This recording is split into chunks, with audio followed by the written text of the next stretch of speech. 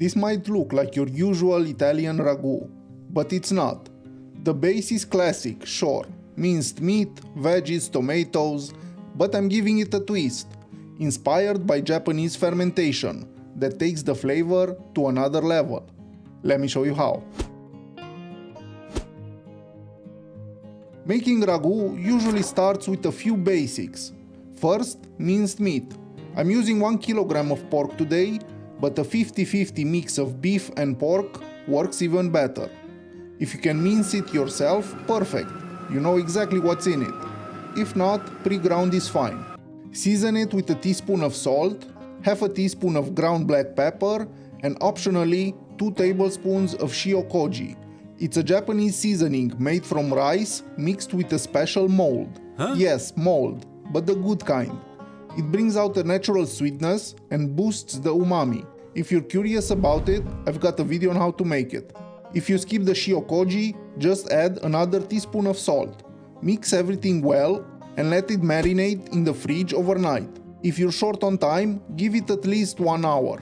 Now for the veggies. 1 large onion, finely diced, 1 large carrot cut into small cubes, and about 100 grams of celery root, also cut into small cubes. If you only have celery stalks or leaves, that works too. Most recipes will tell you to cook the meat, wait for the liquid to evaporate, and then sear it. I like to do it a little differently. After heating some oil on high heat, I shape the meat into a few large meatballs and sear them on both sides. The caramelization guarantees a deep, rich flavor. Once they're browned, remove the meat, add your veggies, maybe a bit more oil if it feels too dry, and a pinch of salt. The veggies will help deglaze the pot, picking up all the flavor left by the meat. Saute for about 5 minutes, then bring the heat to medium, return the meat, and break it apart.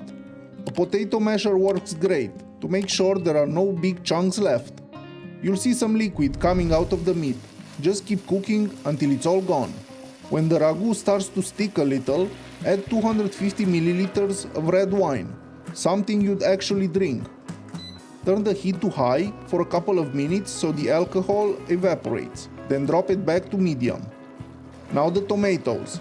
I'm using 600 milliliters of my homemade tomato and basil sauce. I've got a video on that too. If you don't have that, use good quality canned tomatoes or blend a few fresh ones. In a pinch, even tomato paste mixed with water will do. Cook for about 10 minutes until it thickens slightly. Then add a teaspoon of salt, half a teaspoon of black pepper, 1 teaspoon each of dried oregano and basil, and grate in half a nutmeg, or use half a teaspoon of ground nutmeg. Lastly, pour in 1 liter of chicken stock. Bring it to a gentle boil, then cover, lower the heat, and let it simmer for about an hour. After that, remove the lid and let it reduce until there's just a bit of liquid left. Now for the second twist. With the heat off, I'm adding a teaspoon of red miso paste. It's based on the traditional Japanese miso, a fermented soybean paste known for its deep umami flavor. This one's my version, made with fire-smoked peppers, tomatoes, garlic, soybeans, Koji rice, salt, and aged for at least 6 months. It gives a deep, subtle flavor that makes this ragu truly stand out. And of course, there's a video on how to make it. Now toss in your favorite pasta and mix it all together. Add a little butter if you're feeling fancy.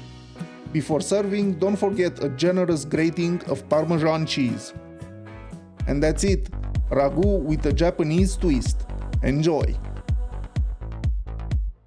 If you found this recipe helpful, consider leaving a like and subscribing for future recipes.